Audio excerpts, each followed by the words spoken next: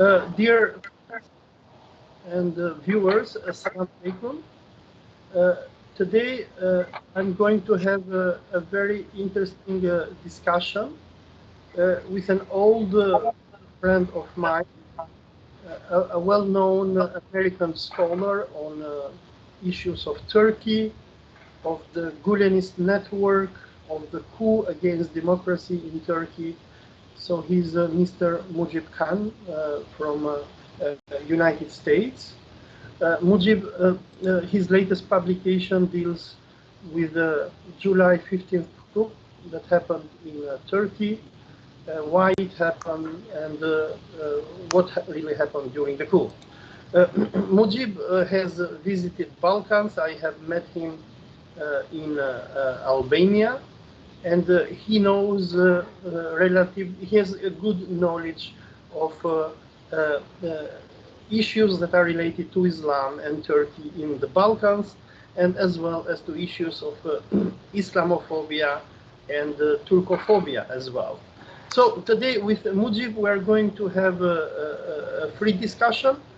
We are going to talk about the latest visit of President Erdogan in Albania and the construction by Turkey of 520 apartments for Albanians who lost their apartments during the latest earthquake. And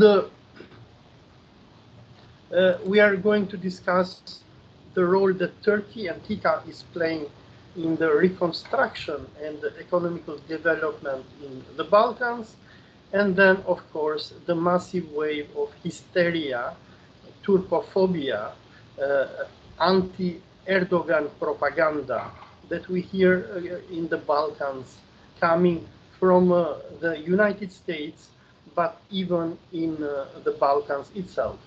So, welcome, and thank you. Tell me, what do you think about the latest wave of Turkophobia and hysteria against Turkey in the Balkans? Yeah, you know, it's becoming more intense, it seems, as Turkey is actually establishing closer political, economic, and strategic ties with Albania and Kosovo and Bosnia-Herzegovina.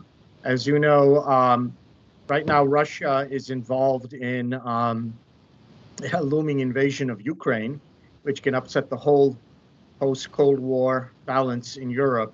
But a part of that, which is neglected, is very much tied to that and linked to Moscow and Belgrade, is the efforts by Serbian nationalists, these Chetniks, in a way, the movement which was responsible for genocide in Bosnia-Herzegovina, as well as in Kosovo, that this has also been re-energized, and there's an attempt to break away the so-called Republika Srpska. And there's also activities related to this in trying to reclaim Kosovo, as well as, force Montenegro, in a way, back into this Serbian and ultimately Great Russian fold. So Turkey's been very crucial in a bulwark in standing up to that and signaling that it won't allow what happened in the 1990s to happen again. Part of that messaging, there's of course the visits of President Erdogan. There's a visit of the Bosnian Army military's chief of staff to the Bayraktar TB2 drone factory in Ankara as well. And we saw what they were capable of doing in Syria, Libya, and in the liberation of Karabakh in Azerbaijan. So it was part of a message. And but it's interesting how you would think in Albania that people who themselves were victims of the same genocide that the Bosnian Muslims had experienced earlier would be very sympathetic. But there were elements in Albania who were not. And this is really what it comes down to, this kind of Christian-Muslim divide. And, it's interesting. I've been following some of the discussions on this between Albanians. And there's been I think Albanian Muslims took this for granted. They accepted this, this saying, which you know very well, The religion of an Albanian is Albanianism. And so this was meant in a way to say that, well, we're all united. Our nation is the most important, or Komb is the most important thing for us, which unites us and against outsiders and so on. And certainly this is something that was very much indoctrinated into Albanian Muslims as well. But what's interesting is I think they're starting to wake up. They're looking at and seeing that, wait a minute, there's a real visceral kind of reaction or animosity towards, it's disguised as animosity towards the Turks and the Ottomans as these external people who occupied us and so on. But of course, this is very problematic because if you read the rhetoric, listen to the rhetoric, it's very similar to the notions of the Ottoman yoke and the Asiatic conquest and all of this that is presented by Serbian nationalists, Bulgarian nationalists, Greek nationalists. So the same people who persecuted the Albanians in the policy of genocidal ethnic cleansing, not just in the 1990s, of course. This goes back, as you well know, to 1876, 77, the Russo-Ottoman War, then the Balkan Wars, 1912, 1913. It continued during World War II, of course, Chamaria, where predominantly Muslims, but were in the region of Chamaria, Albanians were ethnically cleansed by the Greek forces.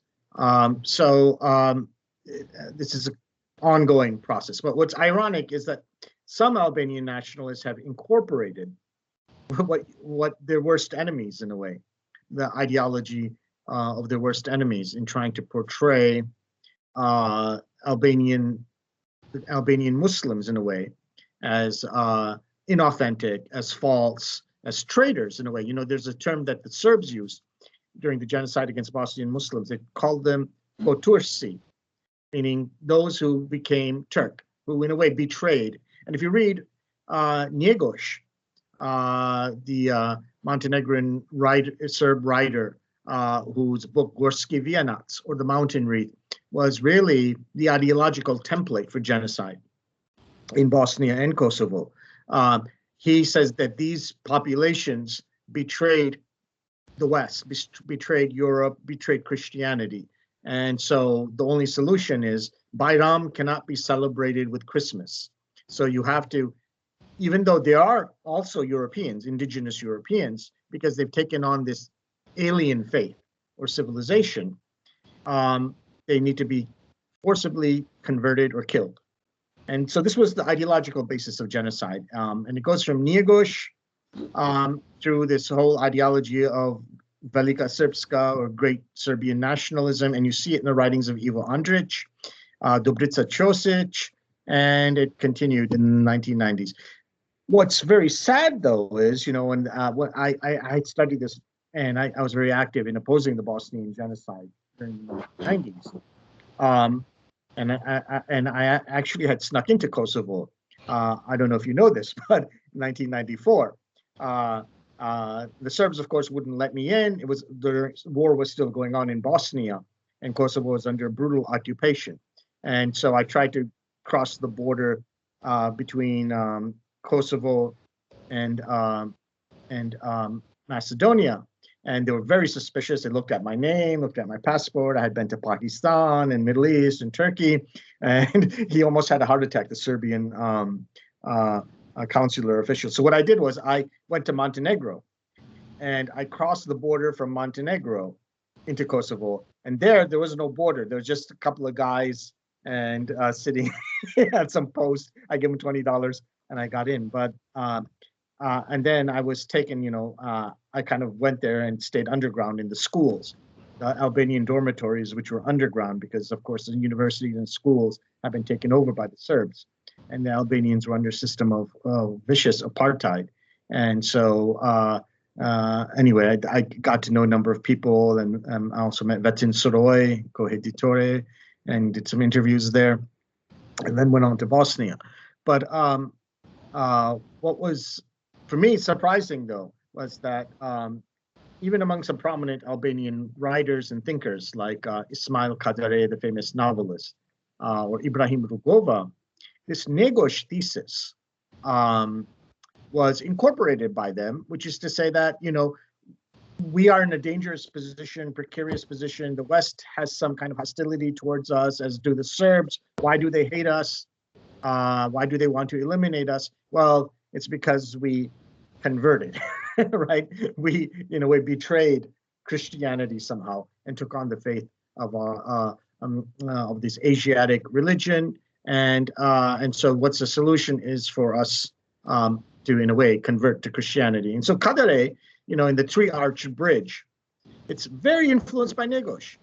And this is really ironic because you have an Albanian writer, and the Albanians, were so viciously persecuted by the Serbs immediately when the Serbian state rose up independently from the Ottoman state. That is, of course, Kosovo in their mythology was central, right?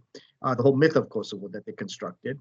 And in a way, they came to blame the Albanians for having taken over their land or betrayed them in all of this. And these are, of course, all myths, but they immediately started this vicious ethnic cleansing campaign. But then to read someone like Ibrahim Rugova, who led the resistance struggle, peaceful struggle in Kosovo, incorporate this Kadare thesis and so on. It was, to me, very shocking that you would, your worst persecutors, you kind of adopt their ideology and turn it inward against yourself. So I see that's what's going on now. But I see that Albanian Muslims, in Kosovo, especially in Macedonia, were not so aware of this. They bought into this Albanian, the religion of an Albanian is Albanianism. But if you examine that in greater detail, what you see is that there's an attempt, and this explains Enver Hoxha as well. And this, how Albania became the first atheist state. They were proud of being the world's most complete and first officially atheistic state.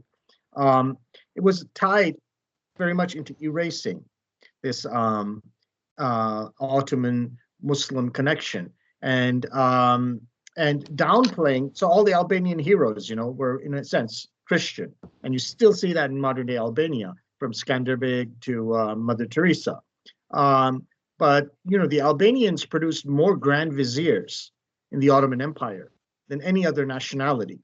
And the Ottoman Empire, across 3 continents, was one of the world's great civilizations. And a number of books are recently coming out about how central role it played in the emergence of modernity, in tying the globe together from Africa to Europe to Asia at the crossroads. And the Albanians were central to this. For the Koprulu dynasty to Muhammad Ali, for example, in Egypt. But none of them are celebrated in Albanian historiography or history. So somehow there's a whole erasure of the great role that Albanian Muslims had played, not just in the Balkans, but globally as well. So you see that, and I think some Albanian. So this whole attempt at whether it was this radical atheism or this new construction. I think Albanian Muslims are beginning to realize, wait a minute, something's going on here. Your stereotypes about Islam and so on are the same that we heard from the Serbs when they were killing us and massacring us. The same kinds of sentiments and hatred. So what's very interesting is I was just, the other day, and I think you were on my Twitter account. You saw I was engaged in the debate with Albanian nationalists, and he started off by the same thing, saying Albanians, we don't care about religion. And then I said, well, it seems to me, Albanian Christians, because he had a Christian name, Raymond, but he claimed to be Muslim or Muslim background. I said, you have all this Christian iconography, Mother Teresa is celebrated and so on. So you're not really secular, and you're very allergic to the culture, civilization of the majority of Albanians, almost the same way the Serbs and Greeks are. And you seem to have incorporated their ideology. Then he kind of let down his guard and said, well, we don't want to be this Asiatic, any connection with this Asiatic civilization and Turks. We have nothing to do with them. Albanians are Christian. We will return to our original roots. So this is Negosh's whole ideology, in Bosnia, and genocide there, as well as the genocide in Kosovo. And it's very reflective, I think. And people are, I think Albanian Muslims themselves are sort of waking up to this, even though they're very secular people, of course, in many ways. But they're saying, where's this? This is this is the kind of hatred that we heard from the Serbs, and it's very disturbing to finally kind of wake up and see that it's kind of been internalized in our own nation. So, Mujeeb, thank you very much for enlightening us. And yeah, it's true. Everything what you said is true, and you as an outside observer can notice this. But believe me, when people like me go in Albanian TV stations and we show these things that you are saying, there is a very strong reaction against us. And the reason goes back to 1913, when Albania was invented. I do not know if you have read my doctoral thesis, Ottomans into Illyrians. I took a look at it, yes. Go ahead. Nationhood in 20th century Albania. I mean, Albania was set up as an experimental Muslim majority state by the great powers of Europe. The Russians, the French, they didn't want to have an Albania, but Austrians and Italians, they wanted to have an Albania because they didn't want to allow Serbs to come to the Adriatic and Greeks to take control of the channel of Otranto. So Albania was, in a way, or Albanian nationalism in itself, was an illegal child of Austrian and Italian imperialism. Edward Grey, the foreign British secretary, who put his signature for the creation of Albania in 1913, he famously said that I know that the creation of Albania is a bad thing, but is the lesser evil, because otherwise we'd have had a pan-European war over the question of Albania. Because I mind you that the first Balkan war started because of Albanian chauvinism and nationalism. People like Hasan Prishtina, Ismail Kemal, many of whom were Jean Turks and Freemasons, they were inspired by this crazy ideology of Albanian nationalism. So they wanted to create a greater ethnic Albania in the so-called 4 Albanian vilayets of Yanina, of Kosovo, Shkodra, and Manastir. They failed, and we had the first Balkan War, and the Ottoman vilayets were invaded, and Turkey in Europe was lost forever. Now, when Albania was created, the great powers of Europe, I have investigated their discussions in London, they decided to call us Albanians. The term Albania comes from Italian, Alba, East. Albanians means Easterners in Latin. Albania was a Venetian province, which is today's Montenegro and Dalmatia. But it was the role of Austrian Orientalists like Han and others who said that even this part of Turkey in Europe is not Turkey, but is an extension of Albania. Now, there was a problem with the lands of Toskoria across the Shkumbini River, which I'm Tosk myself, I come from south of Albania. We call them Toskoria, and we were part of the vilayet of Yanina, and we had different culture, or vilayet of Manastir, depends where you come from. And we were more connected to Thessaloniki than to Shkodra. So this was two different parts of European Turkey.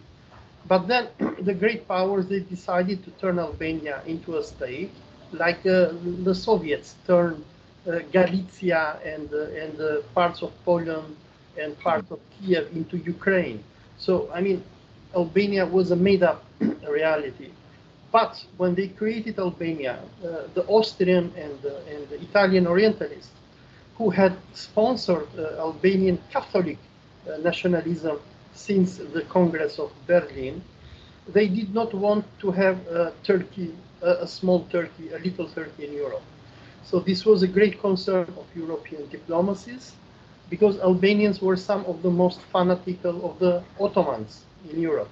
We were the Gazilers, we were the defenders of Islam, and as you mentioned, the Kyprilis, Mehmet Ali Pasha and others, we were the people who twice surrounded Vienna for the Turks. So it was a great fear in Europe that how can we create a Muslim majority state in Europe. So the first thing that the Conference of London did is they drew the Charter of Albania, the constitution known as the Organic Statute of Albania. And in this statute, they removed Islam, they removed Arabic, Osmanlija, they removed even the Ottoman symbols of Albanian Muslims. And as Harry Lamb, who was the British consul of in Duros in this time, was writing to Foreign Office, he was saying that we will create an Albania where Christians will have the power and Muslims will be left in minority. So even though we were like 80% Muslims, the people who were placed to power and who formed the modern Albanian identity, they were either the Catholic group, people like Dremieda and Fishta, who were Austrian agents, and later they became Italian agents, and later they were even recruited by Mussolini, and later people like Fishta became even Nazi apologists who were defending the Kristallnacht and the massacre against Jews that Hitler was doing in Europe. Or the other people who took power in Albania were either Freemasons and John Turks, people like Mehdi Frasheri, or people like Ismail Kemal, who was the secretary of Mithat Pasha, and who was a British and a Greek agent, and Austrian as well. Or it was the Vlah lobby. So people who wrote the textbooks of Albanian nationalism, people like Konstantin Čekrezi, like Mihail Grameno, or Alexander Giovanni, they were not even Albanians, they were Romanians, because I mean, Ottoman Albania was a multi-ethnic and multi-religious vilayet. Those vilayets were multi-ethnic and multi-religious. And what happened is that when the great powers of Europe created Albania, they brought Christian minorities into power. Of course, Albanians, they resisted and revolted against the Catholic imperialist designs of Europe against the Albanians. We had the famous pan-Islamic revolt of Haji Kamel and Musa Kazim, who were the heads of the Ittihad party of Tirana. They expelled Prince Wied from Albania, and they reunited the vilayet of Arnavutluk with the Ottoman Caliphate. But of course, this was the beginning of World War I, and they failed, and Albania was invaded by the Serbs and the Austrians. The attempts of Albanian Muslims to create a Muslim Albania continued even with Esad Pasha Toptani, who was the greatest hero of the First Balkan War. Esad Pasha Toptani, together with Hasan Riza Pasha, they didn't surrender when the Ottoman army surrendered to the Balkanic coalition, which defeated them. There is a very good book by Edward Eriksson, Defeat in Detail, which shows how the Ottoman army was disorganized. But like we had Enver Pasha in Thracia, in Albania itself, in Shkodra, we had Esad Pasha Toptani, who continued the resistance against the Serbian and Montenegrin siege of Shkodra. And according to different Turkish and Albanian estimates, it is believed that he should have killed up to maybe 10,000 Serbian soldiers. They resisted. Shkodra became a kind of Grozny. People, Muslims, were forced to eat rats because they didn't have food, until finally the conference of the ambassadors decided to allocate Shkodra to Albania, because the initial plan was to have Shkodra become the capital of Crna Gora, Karadak, or Montenegro. Could I ask you about that, since you raised this issue of Esad Pasha Toptani? Because you know, I went to Shkodra and I was there's a monument there now in the famous fort, right, close to that fort, for Hasan Riza Pasha, who of course was the Ottoman general who was commanding, born in Iraq actually. His father had served in Mesopotamia, but he died there. And so, but the historiography that I read there, or what I was told, was that Esad Pasha Toptani was behind the assassination of Hassan Reza Pasha in order to facilitate a surrender to the Montenegrins. Now, I understand you dispute that, so I'd be very interested in what your account of that is, what happened there. I have dealt a lot in my doctoral thesis with the issue of Esad Pasha. The myth that Esad Pasha was the assassin of Hassan Reza Pasha came after Esad surrendered Shkodra in April 1913, and he retreated to Tirana, where he had his own chiefliks and properties. Now, I have dealt a lot in my doctoral thesis with the communications between Essad Pasha Toptani and Ismail Kemal. When Ismail Kemal proclaimed the independence of Albania because Austrians told him to do so, Essad Pasha Toptani got very nervous. Moreover, the Sharia court of Girocastra, they condemned Ismail and his collaborators with death because they had betrayed the Sultan and the Caliphate. However, the Turkish army decided not to intervene against what the Austrians were doing in Vlora, because the Ottoman High Command, they understood that they could not rescue Albania. They didn't have enough forces to liberate Albania and to put the Serbs and Greek off. However, Esad Pasha, when he came out of the siege, the expectation of the Austrians was that he will be a minister of interior and he will obey to the Austrian dictate in Albania, because Albania was created by the Habsburgs. The project of the Habsburgs after annexing Bosnia was to also annex Albania, and they are guilty for all Albanian stupidity that you hear nowadays, where you see people with surnames like Islami, Shehu, Turku, Dervishi, who say, no, we are not Muslims, we are not Turks, but we are Illyrians, and we are the cousins of George W. Bush. This stupidity, this is a mainstream in Albania. I mean, if you watch Albanian TV stations, you'll see people with surnames Islami, Dervishi, Hoxha, who say we are cousins of Napoleon Bonaparte, we have nothing to do with the Turks. Because this all started with the Austrians. As I mentioned, after the Congress of Berlin in 1890s, Austrian Ministry of Foreign Affairs, they started a project called the Albanian Project. And this project was to write the history of the Albanians. Because until 1913, Albanians were learning in their mehtapes that we Muslims were Evladi Fatihan, we are the children of the Ottoman liberators. And there was a very powerful myth, which is mentioned even by Evliya Çelebi, that many Albanians were Arabs. For example, you have the region called Kurvelesh in Laboria, and the myth is that these people are the Quraysh, and these people are Ghassanids, who were brought in the Balkans during the time of Emperor Constantine Porphyro Granet, who took many of rebellious Arab tribes who were fighting with Hazreti Omar, and they were placed in Albania. And then Evliya Çelebi mentions about cities that were formed by Ottomans, the example El Basan, where people in his time, they were priding themselves to be Arabs, and they even had a turba of Jabali Hama, who was a Sahaba of the Prophet, and they were making dua to him, and they were priding themselves to be his descendants. Now, what happens with the Austrians? He started with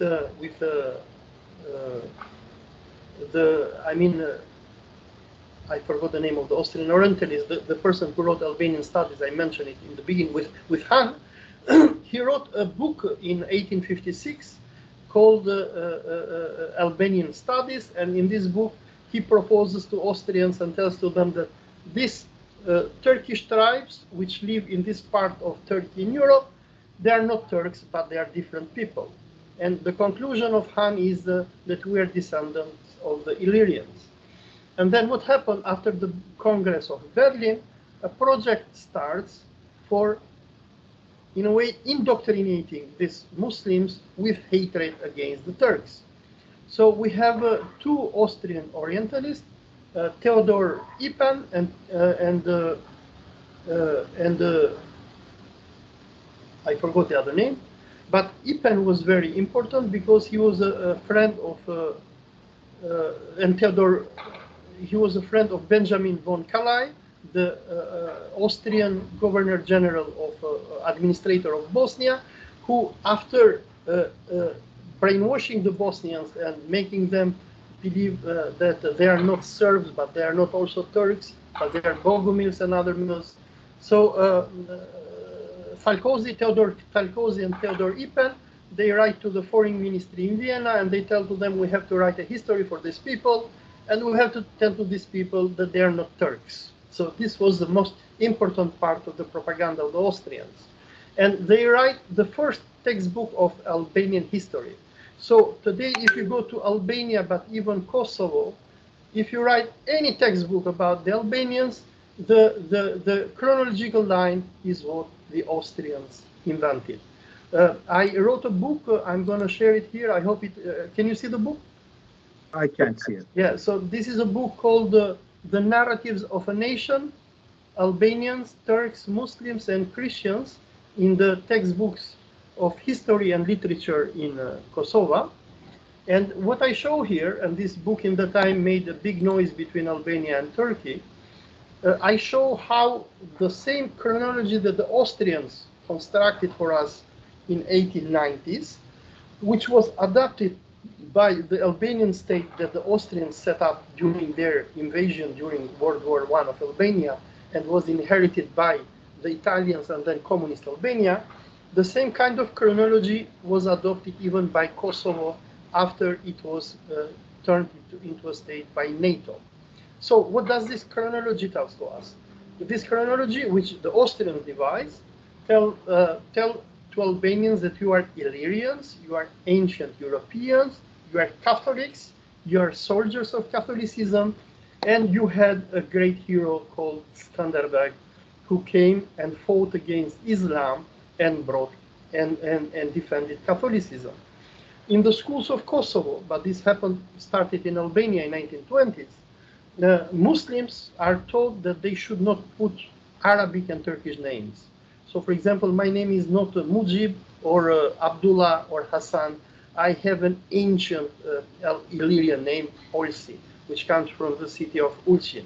My surname is Turkish, but my name is modern Albanian.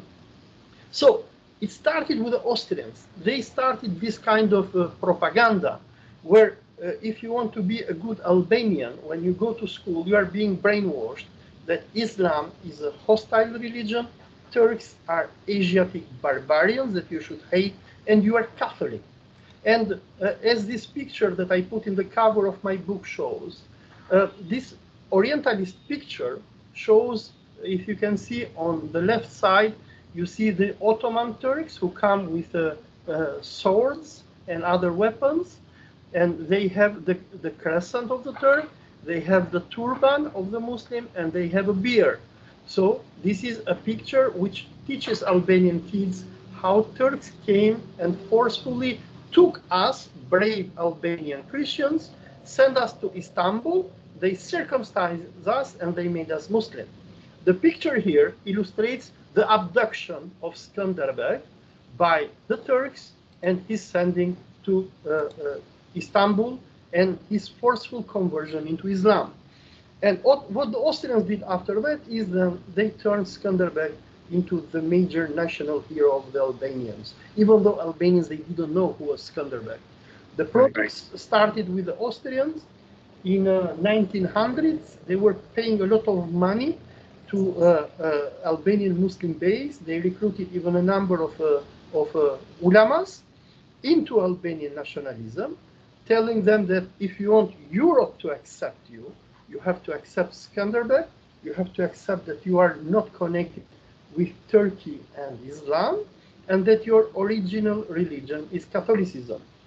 Like Argon Jaferi, a major politician of Macedonia who died a few years ago, like he mentioned during a meeting of the Council of Sant Egidio in Vatican, in Naples a few years ago, the strategy of the Italians and Austrians, but in particular of the Vatican, with the Albanians in the last 100 years, has not been to religiously convert Albanians into Christians, but to do a cultural conversion. So the cultural conversion is that your name can be Hassan and Mehmet, but you should curse the Turk and you should praise the Pope, the Vatican, and Skanderbeg, and Mother Teresa. So coming back to the issue of Esad Pasha Toptani, that you made the question, why he was turned into from a hero into an enemy, and why we read that he's enemy in Albanian textbooks and publications. The Austrians did not want in any way to have a small Turkey in Europe. They didn't want to have a Muslim-dominated Albania. The British, as I mentioned, Harry Lamb, didn't want this thing as well. But as Prince Wied showed in his memories, he says when the powers of Europe sent me to Albania, there was only one person with power in the country, and that was Esad Pasha Toptani. After defending Shkodra and becoming hero of Muslims, because he defended Shkodra with a Turkish army, but with Albanian redifs and nizams, voluntaries, who came from all the corners of Albania. There were even Bosnians fighting for the defense of Shkodra. So he was the absolute hero of Albania. And when he came out of the siege, he didn't recognize the government that Austrians had set with Ismail Kemal in Vlora. Hafiz Ibrahim Daliu, Imam from Tirana, shows that he had planned to march to Vlora and to even destroy the government of Ismail Kemal and to proclaim his own Muslim government in Albania. This thing alarmed the powers of Europe, in particular the Austrians, and here is where the propaganda started. And they were lying and blaming Esad Pasha Toptani as the killer of Hassan Riza Pasha. Now, there are many accounts which show that Hassan Pasha, Riza Pasha was killed by Montenegrins because he was the architect of the defense of Shkodra. He was killed in January, and he was killed through Catholic mercenaries. And because during the siege of Shkodra, it was the Muslims who fought. And majority of the Catholic, especially Catholic mountainous tribes, they fought on the side of Montenegrins. And even the flag that we have today in Albania with the eagle, that is a Montenegrin flag. And for the first time, that flag was waved in 1911 by the Catholic tribes who were on payroll of the Montenegrins. Because the project of the Serbs and the Montenegrins was to annex the north of Albania and turn Shkodra into their capital. Now, people like Esad Pasha Toptani refused all the schemes of the Austrians. He did not abrogate Sharia, he did not close the madrasas, and he didn't close even the schools of the Greek millet, of the Orthodox millet of Albania. Because we have to say something for our viewers. The great majority of Orthodox Christians in Albania, people from our Prime Minister, Edi Rama, to Piero Misha, who is the head of our National Library, and others, they were not, or their grandfathers were not all ethnic Albanians. Many were Greeks and Vlachs. So the process of creation of Albania included a number of things. Number one is the decapitation of Islam, removal of the Sharia and the Millet system, the destruction of the Orthodox community. The Orthodox Christians, they didn't want to be with Albania. In 1914, we had the Orthodox Christians of south of Albania who declared the Republic of Northern Epirus. And their slogan was Enosis Ithanatos, unity or death. They wanted to become part of Greece because culturally they were Greeks. And you had the influence of, or the process of Hellenization of the Vlachs, because majority of Christian Orthodox Christians of Albania were neither Greeks, neither Albanians, but they were Romanians. They were from Wallachia. They had come into Albania in different times of the history, but in particular during the Ottoman times, because the Wallachians, with their center in Voskopoja, they had the exclusivity of trade between the Istanbul and the ports of Albania, which were trading with the Venetians and the Genoese. And Albania was a gold mine for the Aromanians, for the Vlachs, and many of them found very good job opportunities in Albania during Ottoman time. So coming back to Esad Pasha, he was turned into an enemy because he refused the project of the Austrians and later of the Italians. And moreover, during World War I, because Esad Pasha was, he was a Machiavellist. He was a Muslim, he was praying 5 times a day. He had been classmate with Ataturk, he was probably a Jean Turk, but he played very smart during World War I. He did not ally himself with the Austrians, who were his enemies, and the Ottomans as well, but he allied himself with the British and the French bloc, the Entente. Is it the Allied powers? The Entente, yes. And when the war ended, Albania was classified as a winning state. And what happened then is Esad Pasha, who set up a provisional government of Albania in Thessaloniki during World War I, went to the conference of Paris, and he wanted Albania to be rewarded for its participation on the winning side of the war. But what happened is that the Italians were really mad because their project was to turn Albania into their colony. They had set up a puppet government in Durrës with Imzot Louis Bumci and Mehmet Konica and other Catholic mercenaries. But Esad Pasha was ruining their discussions in Paris because he was going to the Americans and the British and the French and was telling Albania is a winning side in World War I, so we should be rewarded with lands, territories, and the creation of nation state. So what happened is that according to Albanian, who was an American official in Belgrade in that time, he shows that there was a very high suspicion that Avni Rusemi, the Albanian terrorist who nowadays is a national hero in Albania because he killed Esad Pasha, he was paid and facilitated by the Italians to go in Paris and assassinate in a terrorist attack Essad Pasha Toptani. Now, Essad Pasha is an enemy in Albania from the Catholic lobby and moreover from the Vlah Christian lobby, which during time of communism were in a way the brains or the people who constructed Albanian national identity. And moreover, because you mentioned before the Serbs and their Orientalist ideas against Muslims and others, when it comes to Albanians, the people who designed Albanian identity were the Austrians, but their theses were later taken by the Soviets. So here come the Russians. The Albanian Academy of Sciences and the first textbook of history that we had, that was written in the 1950s, was created by the Soviet Union, the Soviets. So they created the School of History in Albania, but this School of History was run by people who were trained by Austrians. People like Alex Buda, like Ekkerem Chabe, they were all trained in Vienna, in Austria, with the ideas of Illyrianism, anti-Islamism. What happened during communist Albania was that the myths of Christianity and the myths that Skanderbeg was defending Catholicism were removed, but still the architecture that the Austrians built, that we are Europeans, we are not Asian Turkic barbarians, was held in place, and this formed the generation of Albanians who are of my age.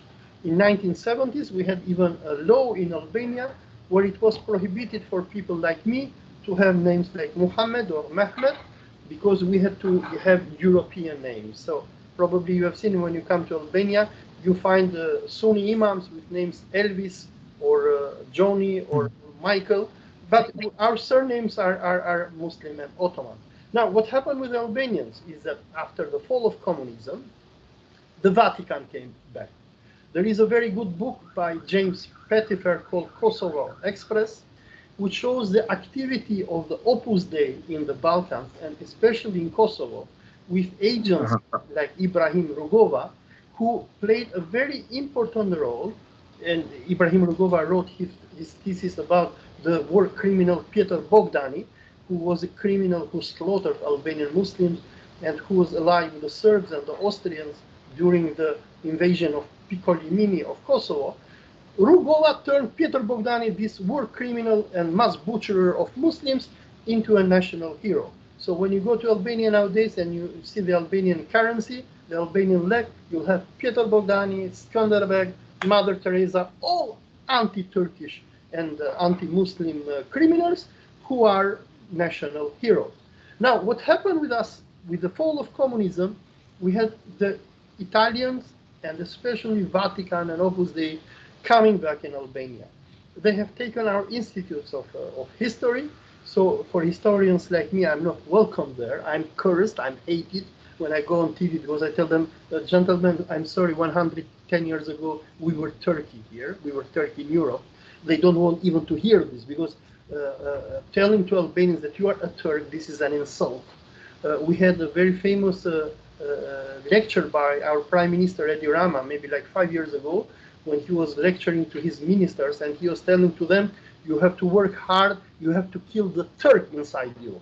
So the Turk in the jargon of Edi Rama is a virus, is a barbarian, is an Asian. So if you want to really become progressive, you should, because Edi Rama comes from a Christian Vlah and Greek background, and these are his family heritage.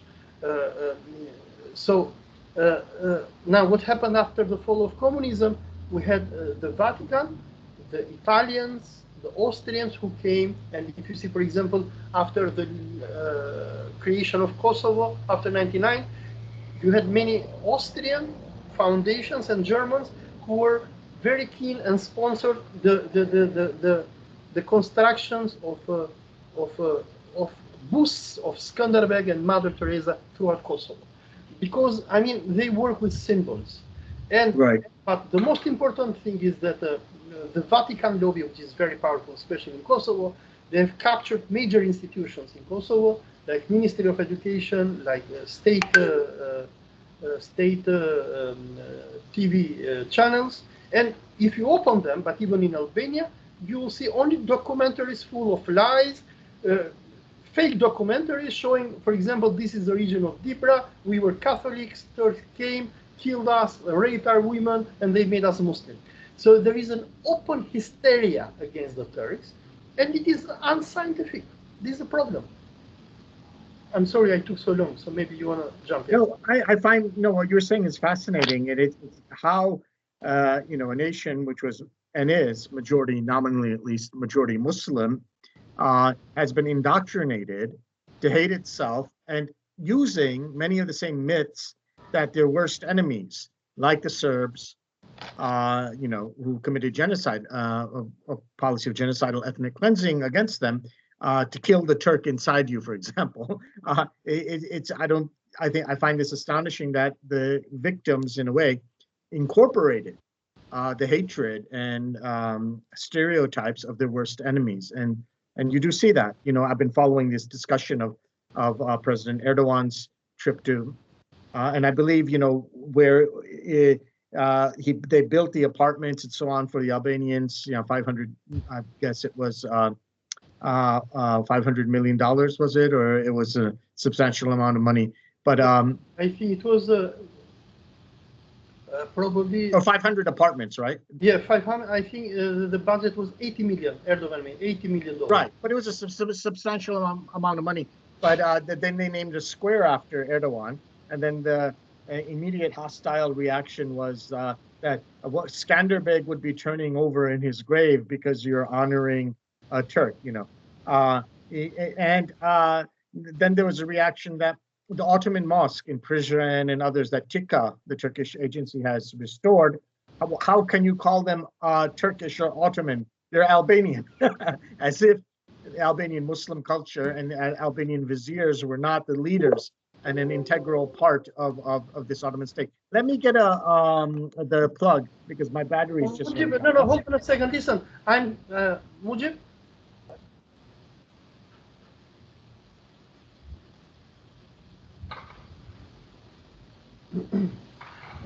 Mujeeb, listen, can you hear me?